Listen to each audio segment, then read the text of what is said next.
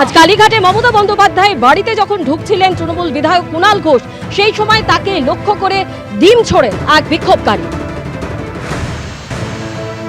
ডিম হাতে দাঁড়িয়ে আছে, সেখানে ডিম হাতে এখানে দাঁড়িয়ে আছে, কারা কারা বেরোবে অ্যাটাক করবে। এটা প্রাক্তন মুখ্যমন্ত্রীর বাড়ি, আর পুলিশ দাঁড়িয়ে দাঁড়িয়ে দেখছে। এইসব করে থামিয়ে রাখা যাবে না, আমি বললাম তো। আমার চোখ যেত, মাথা যেত, আমার কিচ্ছু এসে যায় না। এই করে কুণাল ঘোষকে বা আমাদের থামিয়ে রাখা যাবে না। এইসব দূর থেকে ছোড়া জিনিস, গায়ে হাত দেওয়া, মারবে, ডেড বডি পড়ে থাকবে, কিন্তু গলা বন্ধ করা যাবে না। হেঁটে এলাম, জেনে এলাম, আমার কাছে ছবি ছিল, এরা এখানে দাঁড়িয়ে আছে। এটা কি ধরনের বিপ্লব? একটা কিছু গুন্ডাগিরি করে এসে ছুঁড়ে মারা, এগুলো বিপ্লব হচ্ছে? অসভ্যতা যত। ওদের বলুন বা খেয়ে এবার অমলেট করে খেয়ে নিতে। সরাসরি আমাদের প্রতিনিধি উজ্জ্বল মুখোপাধ্যায় আমাদের সঙ্গে রয়েছেন। উজ্জ্বল, আমরা শুনলাম তৃণমূল বিধায়ক কুণাল ঘোষ তিনি তীব্র ক্ষোভ উগরে দিলেন। দেখো, সেটা হচ্ছে যে কুণাল ঘোষের অভিযোগ যে তিনি যখন এখানে আসছিলেন তখন তাকে লক্ষ্য করে ঢিল মারা হয় এবং তাকে ডিম মারার চেষ্টা হয়।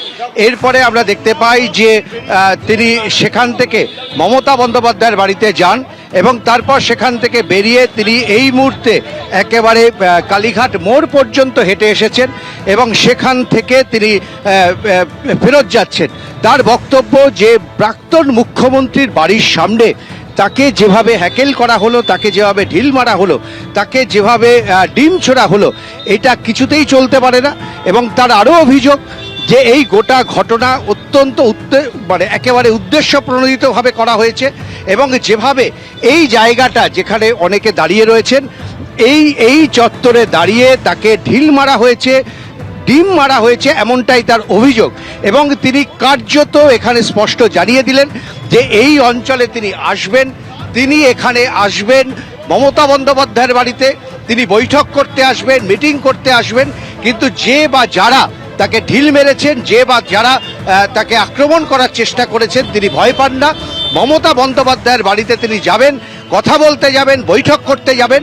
এবং আবারও অজয় যে ছবিটা দেখাচ্ছে, দেখো এই জায়গাটা একেবারে ঘেরাটোপে বন্দি থাকতো, বিশাল পুলিশ বাহিনী তারা এই জায়গাটাকে ঘিরে রাখতো এবং এই রাস্তা দিয়ে কিন্তু কেউ যাতায়াত করতে পারতো না একটা সময় পর্যন্ত। এটাই ছিল এই রাস্তার নিয়ম। পালা বদলের পর এই রাস্তা খুলে দেওয়া হয়েছে, যদিও এখনো পর্যন্ত এখানে একটা গেট আছে, কিন্তু এখানে প্রচুর পরিমাণে পুলিশ থাকে। প্রাক্তন মুখ্যমন্ত্রী সিকিউরিটির জন্য পুলিশ রাখা হয়, এছাড়াও সবসময় এখানে পুলিশ মোতায়েন থাকে।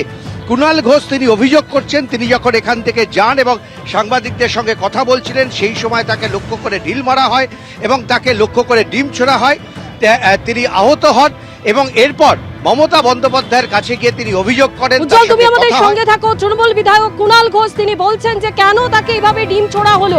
প্রাক্তন মুখ্যমন্ত্রী মমতা বন্দ্যোপাধ্যায়ের বাড়ির সামনে এরকম একটা ঘটনা ঘটলো, তিনি আজকে যাচ্ছিলেন মমতা বন্দ্যোপাধ্যায়ের বাড়িতে, সেই সময় তাকে উদ্দেশ্য করে ডিম ছোড়ে এক বিক্ষোভকারী।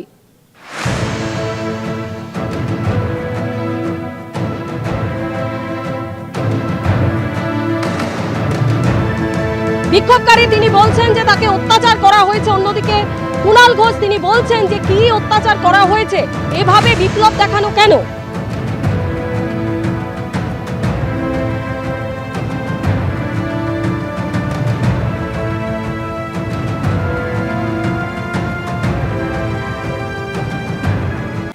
আর এবার যে খবরের দিকে নজর রাখবো, শ্লীলতাহানির অভিযোগে গ্রেপ্তার তৃণমূল নেতা জয়প্রকাশ মজুমদারকে নিয়ে সল্টলেকে তার বাড়িতে তল্লাশি চালাতে গেল পুলিশ।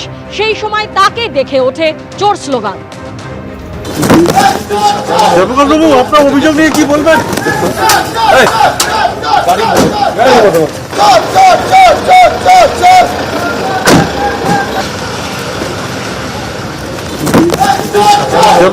আপনার অভিযোগ নিয়ে কি বলবেন?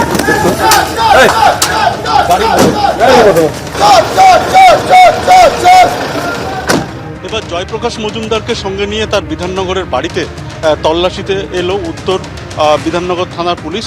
এবং যখন দেখা গেল যে এখান থেকে বাড়ি থেকে যখন তিনি বেরোচ্ছেন তখন তাকে লক্ষ্য করে এখানে যে জমায়েত ছিল তারা সেখান থেকে কিন্তু ডিম ছুটতে দেখা যায় এবং চোর চোর স্লোগান ওঠে। যেমনটা খবর যে বিধাননগর উত্তর থানার পুলিশ প্রথমে তাকে যখন গ্রেপ্তার করে তারপর জিজ্ঞাসাবাদে এই যে বাড়িতে যে জবরদখল করা বাড়ির সংক্রান্ত যে অভিযোগ সেই অভিযোগের ভিত্তিতে তারা কিন্তু তদন্তে নামে এবং তারপর তার যে কার্যালয় রয়েছে যেখানে জবরদখলের অভিযোগ সেই জায়গার চাবি খুঁজতে চান এবং সেখানে ঢুকতে চান, কিন্তু সেই চাবি পাওয়া যায়নি। এবং তারপর আমরা যেমনটা দেখতে পেলাম যে এদিন তার বাড়িতে অর্থাৎ এই 113 এই বাড়িতে কিন্তু বিধাননগর উত্তর থানার পুলিশ আসে এবং প্রায় ঘণ্টাখানেক তারা কিন্তু এখানে তল্লাশি অভিযান চালায় এবং তারপর এই বাড়ি থেকে যখন বেরোনোর পরিস্থিতি তৈরি হয়, যখন এখান থেকে জয়প্রকাশ মজুমদারকে নিয়ে বের করছে পুলিশের আধিকারিকরা, তখন তাকে লক্ষ্য করে এখানে জমায়েত হওয়া যে জনগণ ছিল তারা কিন্তু তাকে লক্ষ্য করে ডিম ছোড়ে এবং চোর চোর স্লোগান ওঠে। ক্যামেরায় কৌশিক কর্মকারের সঙ্গে রঞ্জিত সাউ ও সত্যজিৎ বৈদ্য, এবিপি আনন্দ, সল্টলেক। বিধানসভায় ঋতব্রত বন্দ্যোপাধ্যায় এবং সন্দীপন সাহার সঙ্গে বৈঠকে ফিরহাদ হাকিম। কথা বলবো উজ্জ্বল মুখোপাধ্যায় আমাদের সঙ্গে রয়েছেন। উজ্জ্বল, কি নিয়ে আলোচনা হলো বৈঠকে? দেখো, সেটা হচ্ছে যে এর আগেও কিন্তু ফিরহাদ হাকিম এসেছিলেন। আজকে আমরা যেটা দেখলাম যে দীর্ঘক্ষণ কলকাতা পুরসভা থেকে এসে ফিরহাদ হাকিম তিনি বিরোধী দলনেতার ঘরে যান এবং সেখানে তিনি দীর্ঘক্ষণ কথা বলেন। তার এরপর সন্দীপন সাহার সঙ্গে তিনি বাইরে বেরিয়ে আসেন, সেখানে দাঁড়িয়েও তাদের মধ্যে কিছু আলাপ আলোচনা হয়।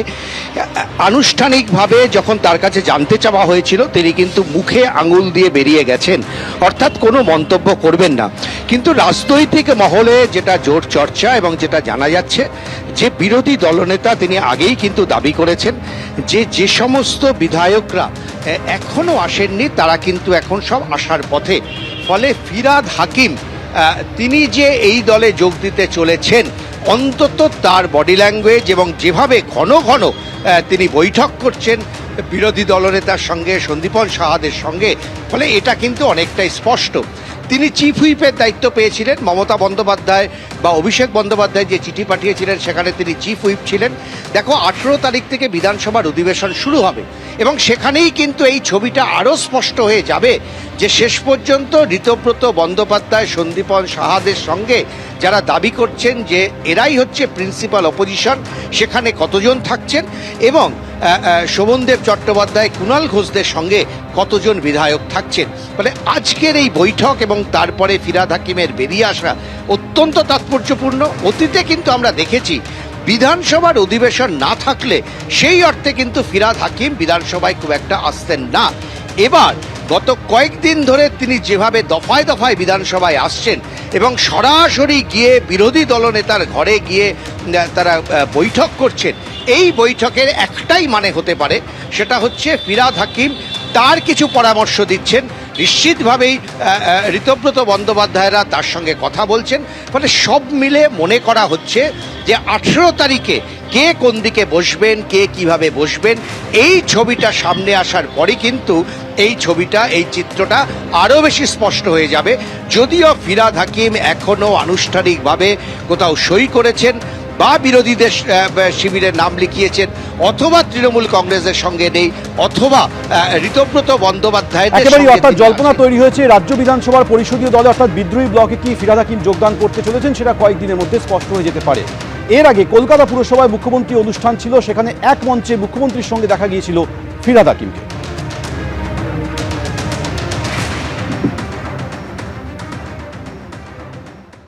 এবিপি আনন্দ, এগিয়ে থাকে, এগিয়ে রাখে।